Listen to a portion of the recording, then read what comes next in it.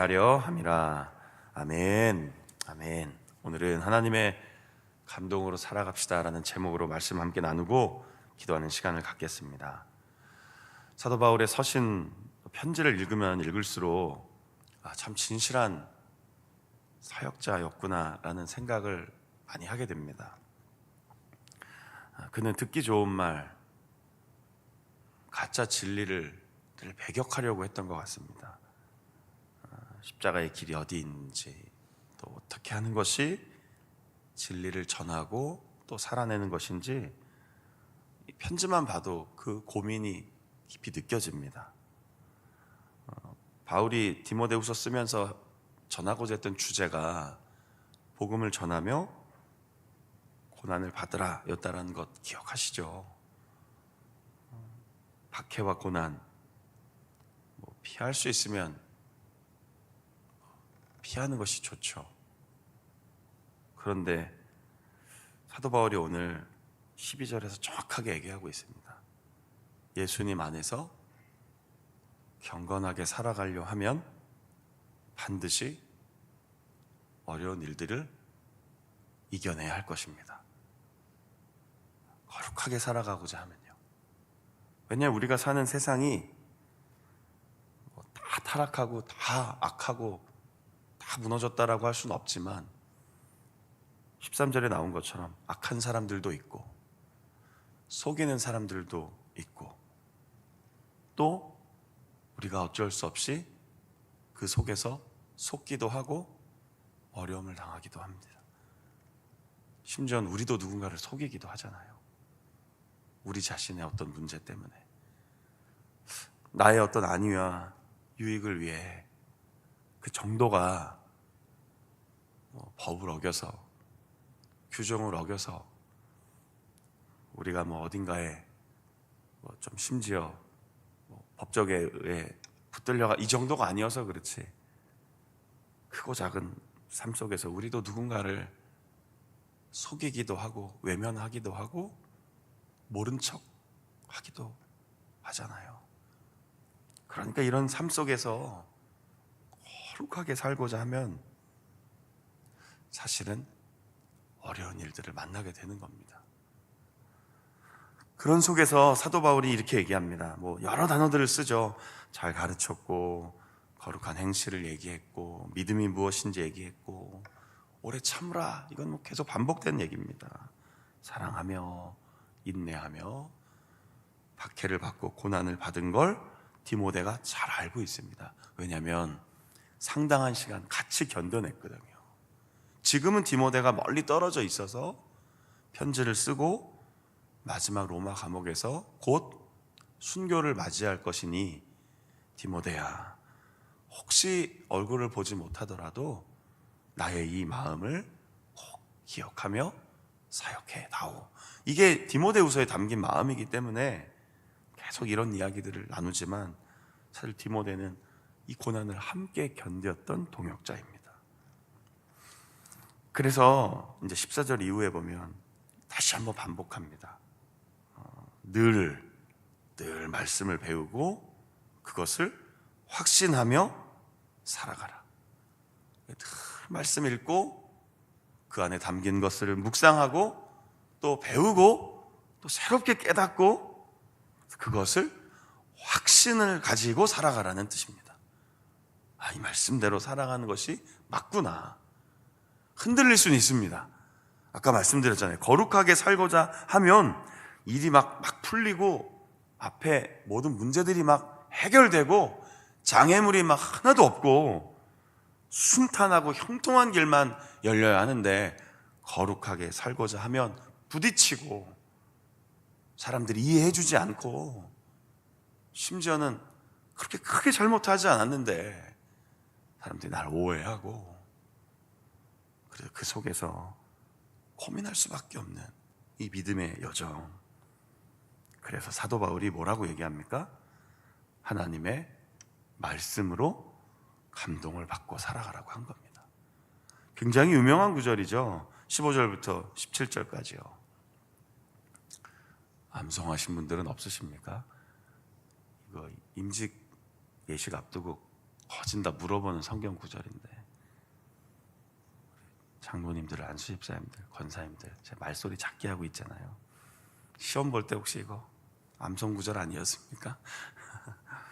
지금 하자는 거 아닙니다. 오해하지 마십시오. 그게 아니라 그만큼 우리에게 너무나 익숙한 하나님의 말씀입니다. 성경은, 모든 성경은 하나님의 숨결이 담겨 있다.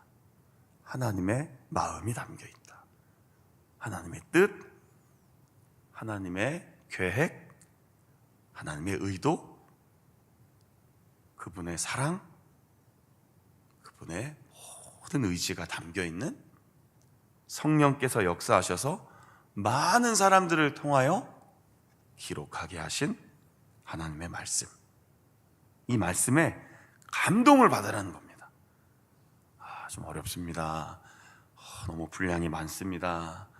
또 한 해 통독해야 되는군요. 성경 몇 장 읽으셨습니까? 이런 구조 속에 살다 보니까 더러 부작용이 좀 있는 것 같습니다. 그래서 저도 사실은 그래서 가능하면 성경을 몇 장 읽으십니까? 라는 질문을 잘 하지는 않습니다. 저도 어려서부터 교회 열심히 다녔거든요. 우리 아빠가 목사님이니까요. 주일 예배를 빠질 수가 없습니다. 아빠가 목사님이니까요. 주일학교 선생님들이 계속 대표로 물어봅니다. 일단 돌다가 안 되면 성도가, 왜냐면 아빠가 목사님이니까 어쨌든 제일 교회에 많이 머물러 있고 제일 많이 알 거라고 생각하지만 저는 어린 아이지 목사가 아니잖아요. 그런데 어쨌든 그래서 그 주간에 성경 읽기 막, 이게 정말 약간 부끄러운 고백이지만 지금은 전혀 안 그러니 절대로 이렇게 오해하지 마십시오. 성경을 못 읽은 주간이 있으면 아침에 일찍 일어나서 큰일 났다, 선생님이 물어볼 텐데, 그럼 막 시편에 짧은데 막 읽는 겁니다. 시편의 중간 부분가 엄청 짧거든요. 장수라도 채우려고요. 그래야 가갖고 딱 돌다가 역시 목사님 아들이니까 할 좀 그런 신앙생활이 좀 힘들었거든요. 근데 지금 돌아보면 그 은혜였다는 건 분명히 고백합니다. 왜냐하면 저는 어린 시절부터 늘 교회에 머물러 있었거든요. 단 한 번도 교회를 떠날 수 없는 그 불가항력적인 그런 위치에서 살았거든요. 그러나 지금 생각해보면 어려서부터 그렇게 억지로 들었지만 그 말씀들이요, 나중에 언제 유익했는 줄 아십니까? 신학대학교 갔는데 성경 시험을 봅니다. 2번을 패스해야 됩니다. 구약 성경, 신약 성경 시험. 근데 범위가 그냥 구약 신약입니다. 끔찍합니다, 진짜. 뭐도 없습니다. 출제 문제도 없고 그냥 한 통으로 주고 그 구약 신약 패스를 못하면 졸업이 안 됩니다. 그런데요, 저는 그걸 그냥 한 번에 통과해버렸습니다. 하도 억지로 들은 게 많아갖고요. 가로넣기가 막 나오거든요. 가로넣기가 엄청 애매한데 하도 어릴 때 이 핍박당하면서 성경 말씀을 배워갖고 그게 막 떠오르는 겁니다. 그래서 막 쓰고 나왔더니 동기들이 다 풀었냐 해서 가벼운데? 막 이랬다 욕 좀 먹었거든요. 근데 좀 저와 같은 친구들이 있었습니다. 어릴 때 혹독하게 그 구조 속에 들어가 있었던 사람들. 그래서 저는 이 말씀을 읽을 때마다 그 생각이 납니다. 어려서부터 성경을 알았나니 이건 은혜이고 힘입니다. 여러분 꼭 기억하십시오. 억지로 읽는 게 아닙니다. 생명의 양식입니다. 목사님들이 설교하려고 쓰는 보조 도구가 아닙니다. 설교하기 위해서, 본문을 정하기 위해서 만들어 놓은 자료집이 아닙니다. 이 안에는 기록된 이 말씀을 읽고 내 입술로 고백하고 그것을 깨닫고 성령께서 감동을 주시면 이건 정말 생명으로 살아가는 놀라운 힘이 됨을 잊지 않으셨으면 좋겠습니다. 바울이 표현한 거 다 맞잖아요. 예수 안에서 믿음으로 살아갈 수 있도록 지혜를 줍니다. 그리고 교훈, 책망, 바르게 함, 의로 교육하기에 너무 유익하고 온전하게 살아갈 수 있도록, 선한 능력으로 살아갈 수 있도록 하나님은 성경 말씀을 통해 우리에게 감동을 주십니다. 그러니까 오늘 제목처럼 오늘 이 새벽에 기도했으면 좋겠습니다. 너무 잘하는 말씀이지만 하나님 감동을 주십시오. 하나님의 감동을 저에게 부어주십시오. 그리고 이 세상에서 살아갈 때마다 하나님의 사람으로 온전하게 설 수 있도록, 말씀이 떠오르고 말씀이 생각나고 이 말씀대로 살아야지 다시 그 삶의 자리에서 멈추고 믿음으로 움직일 수 있도록 오늘 이 아침에 함께 기도하는 겁니다. 실수할 수 있습니다. 넘어질 수 있고요. 우리의 마음과 몸이 약하여 정말 말씀대로만 걸어가지 않을 수 있습니다. 그러나 그 순간순간 예수님이 말씀하셨잖아요. 성령께서 오시면 떠오르게 할 거다. 생각나게 할 것이다. 어떤 말을 할지, 어떻게 살아가야 할지 거룩한 하나님의 영이 임하면 그렇게 살아가도록 도와주실 것이다. 옆에서, 보혜사라고 하는 겁니다. 가장 내 옆에서 가르쳐주고 조언해주고 들려주시고 힘주시고 위로해주시고, 사도 바울은 로마서 8장에 말할 수 없는 탄식으로 우리 위해 기도도 해주신다고 했습니다. 이 성령의 감동으로 기록된 말씀 안에서 오늘 힘있게 살아가십시오. 기쁨으로 살아가십시오. 그리고 감사하며 살아가십시오. 그리고 그것을 할 수만 있다면 전해주셨으면 좋겠습니다. 증거해 주셨으면 좋겠습니다.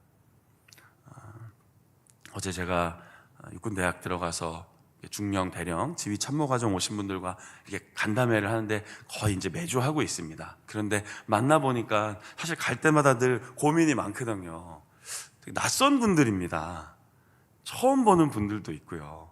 야전에 계시다가 자운교회 오셔서 이쪽에 육군대학 들어와서 자운교회 담임 목사님을 만난다 이렇게 하면 저도 사실은 좀 어색할 때가 있는데 어제 참 은혜로운 시간이었습니다. 다들 믿음의 지휘관으로 나가면 이렇게 하겠다고 하는데 어저께 사실 좀 피곤했었거든요.